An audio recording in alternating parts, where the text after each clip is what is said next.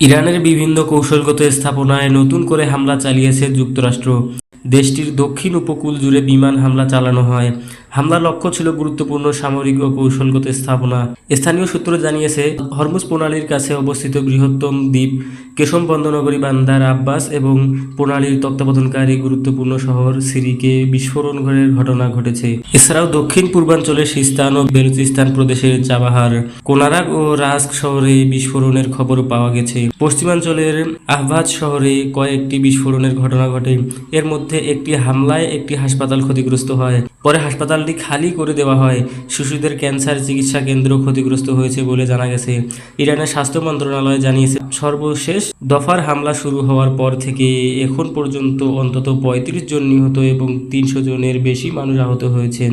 অন্যদিকে ইরানি কর্মকর্তারা জানিয়েছেন, এর জবাবে তারা মধ্যপ্রাচ্যের বিভিন্ন অঞ্চলে যুক্তরাষ্ট্রের সামরিক ঘাঁটিগুলো লক্ষ্য করে পাল্টা হামলা চালাচ্ছেন।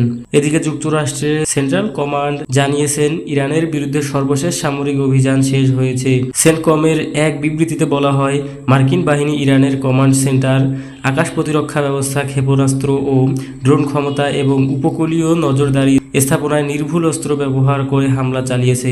এর উদ্দেশ্য ছিল হরমুজ প্রণালীতে জাহাজ চলাচলের জন্য হুমকি সৃষ্টি করা সক্ষমতা ও দুর্বল করা।